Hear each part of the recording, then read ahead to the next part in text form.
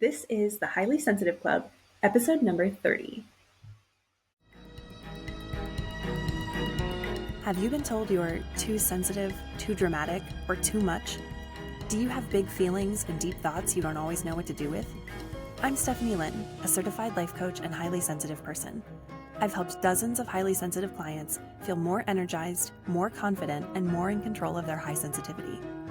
In these episodes, you'll get the information and inspiration to level up your life as a highly sensitive person too. Welcome to the Highly Sensitive Club. Welcome to this week's episode of the Highly Sensitive Club. This week, I was inspired by a client that I have been working with for the last couple of weeks on a particular topic, and then I ended up coaching myself on the same thing. So I wanted to talk to you about finding your flow as a highly sensitive person. Finding your flow means getting into that space where things just feel easy, they feel effortless, and you're doing things your way.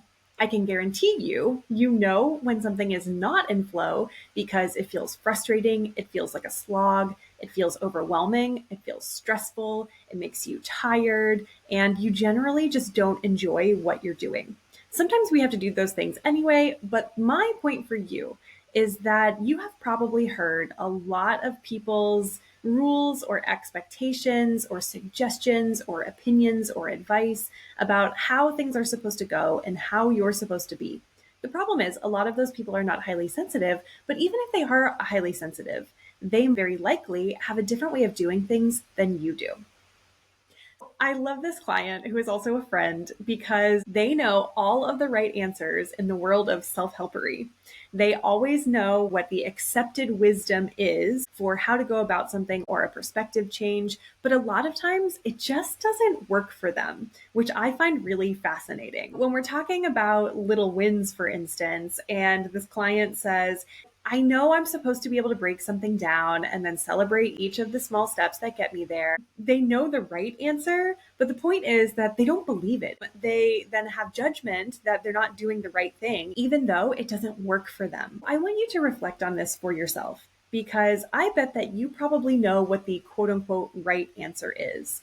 You've heard something from an expert that you trust. You've read a really excellent book. You've gotten a lot of suggestions and opinions from other people, and you've probably grown up trying to figure out what those right answers are. You might be using the self-development against yourself if you're judging yourself for not being able to fit into a particular structure or system. This is very common when we trust someone who seems to know what they're doing. They have a lot of expertise. They've probably helped a lot of people. And so they have this almost one-size-fits-all framework for how things are supposed to go. And then when we try it out and it doesn't work for us, we think, I've done something wrong, or this just doesn't work for me. The system itself probably needed some tweaking, or there were aspects of the system that needed to be adjusted for your particular energy levels, your time, your preferences, your personality, and all of the juicy little bits that go into you as a highly sensitive person. It's not that you're a failure or that you can't figure things out. It's that that particular system or the way that you were trying to go about it just simply didn't work for you. And that's totally okay. If you are a high achiever, which I bet you are if you're listening to this podcast, you probably have some thoughts about wasting your time. We all have a lot of opinions about this, and we've been told directly or indirectly about a lot of opinions about what wasting time looks like or what it means. This particular client said, I'm either achieving or I'm wasting my time. There's this dichotomy, this black and white between I either have to be doing something and getting a lot of accomplishments or everything else is a waste of time. And there's also this idea of doing things the best way or it's a waste of time.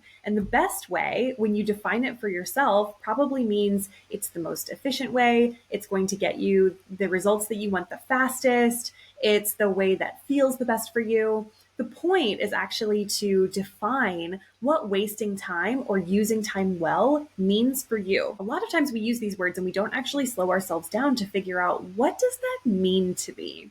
What exactly does it mean to waste my time? What do I think of that? I want you to ask yourself this question that you might have taken for granted. How do I see wasting my time? And does that definition actually help me or does it get in the way? Because If you have this thought that if I don't do something the best way, or I'm either achieving and otherwise it's a waste of time, then you create all this pressure on yourself. And it weighs you down to the point that you're probably either avoiding, distracting, or freezing. And you're feeling very overwhelmed, which means you're not doing the things that you want to do, which then means you're wasting your time. You're creating the results that you're afraid to create.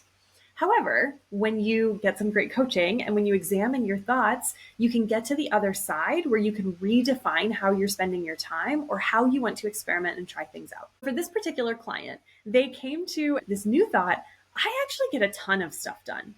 And it was this idea that the maintenance tasks, taking care of the house, running errands, doing personal projects actually counts. It's not a waste of time if it's not some kind of outward achievement. It does count and it is meaningful, and you do a ton of stuff, even if it's not something that's externally validated or acknowledged. And the other thought they came up with is, I have options. I actually can do the thing that I told myself I'm going to do. I can follow through on that. And I also have the option to change gears and go in a different direction if I want to. And that level of options, that you can try things out, you have different opportunities, you have choices to make, might be exactly the thing that you need to help break you out of that funk and start moving forward again. This came up again for me this morning because I also have these thoughts as a high achiever that keep popping up. I've gotten lots of coaching on them. I continue to coach myself. I work through it every single time one of these thoughts come up.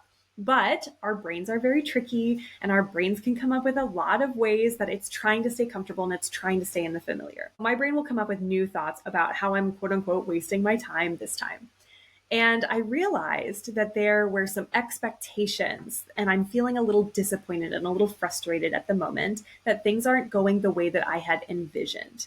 This applies in a lot of areas, and I'm sure this comes up for you in your work. It might come up in your relationships. If you have expectations or a vision of how something can go, you might be very disappointed when it doesn't turn out exactly that way.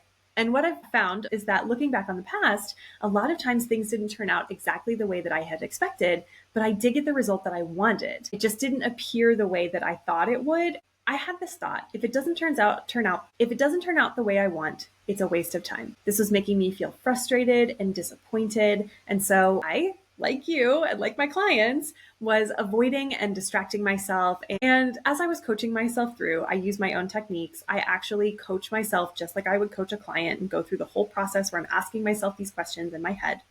And I realized that I was creating my own result of wasting my time because I was avoiding and distracting. I was trying to create some kind of control over my expectations and my opinion, and ended up doing the very thing I was afraid of in the first place. This comes up all the time with my clients. It's probably what's happening in your head because your thoughts create your results. So what I came up with instead are two new thoughts that I want to offer you, much like my clients' thoughts, in case they might be helpful for you too. The first one is, I get to the best way of doing things by trying things out. It's this idea that I want to do it the best way to start out so I don't have to waste my time. And what I came to is, I actually find the best way for me by experimenting, by doing a little bit of trial and learning. Mistakes and failures are all part of the learning process. No one is going to know exactly what the best process is for you. That's something that you get to figure out along the way. And while that can be kind of uncomfortable sometimes, it's also so satisfying. And when you can do it with someone else and look at your brain like this, it's also super fascinating and really, really fun to determine what exactly is going on in your head and how you can help yourself. Creating the best way for you is the only way to get into flow, and it's the best way for you to meet your goals and your visions, even if it doesn't turn out exactly the process that you thought it was going to. The other thought that I'm trying out is, I am choosing the best way I can with what I have in each moment. This creates a lot of acceptance for me, and it helps me to be present in the moment when I'm trying things out, and I'm probably going to mess it up or it's not going to turn out the way I want. But I'm open to the idea that I don't know what the best way is, but I'll know it when I get there. That's an interesting thought too, because that allows me to create my own best way of doing things, which then leads me to the result that I don't waste my time. I do learn and I do create the best way for me. So these thoughts are probably coming up for you as well, or you probably have some similar thoughts like, I'm supposed to do it this way, or they told me that it has to be done this way, but I really think it should be done this way, or that doesn't make sense. You don't have to follow someone else's rules or structure, and you don't have to take everyone else's opinions into account in order to build something moving forward. A lot of times, the best way for you to get into flow is to recognize your own values, your own qualities, and your own preferences so that you can move forward. Coming back to the example of my client was discounting all of the nesting that they were doing in their home in order to create an environment that was friendly to doing the tasks and completing the projects that they wanted to do.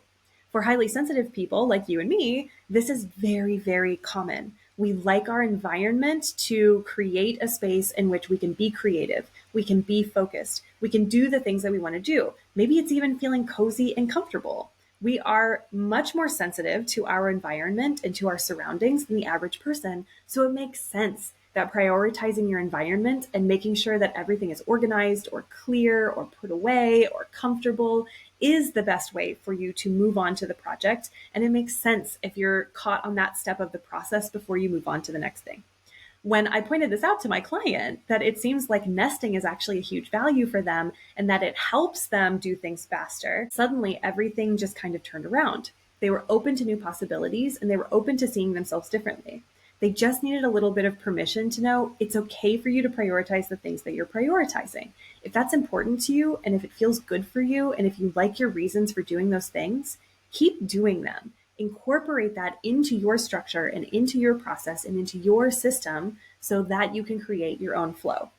Now, this client is feeling much less guilty about taking care of their environment, and they took the step to create the environment to then do the art project that they really wanted to do. Just by changing this thought that it's okay for me to take care of my environment before I do my project, created the mental space so that they could create the physical space in order to make it happen, and now they're doing art. This is just one example, but I want you to think about how this is showing up in your life too. How are you trying to fit yourself into a particular structure or a particular process, and you're finding some friction or you're finding obstacles that you weren't expecting? How can you move around those? How can you create something that works for you? How can you take the things that are already working in your life and incorporate them into the things that you're trying to build or the things that you're trying for the first time so that you can create your own individual system? This is going to be crucial for you if you want to get into flow more regularly and you want to create your own systems and processes, which is ultimately the best thing for highly sensitive people. If you liked this episode of the Highly Sensitive Club, then I would love for you to go to my website, stephanielynn.com, and book a call with me. If you're interested in figuring out how to do things your way, how to find your own values and your best preferences, and how to incorporate them into your habits, I would love, love, love to help you. No matter what comes out of the conversation, you will have a plan and you will know yourself better so that you know exactly how to move forward, whether you work with me or not. Thank you so much for listening to this week's episode, and I can't wait to see you on the next one.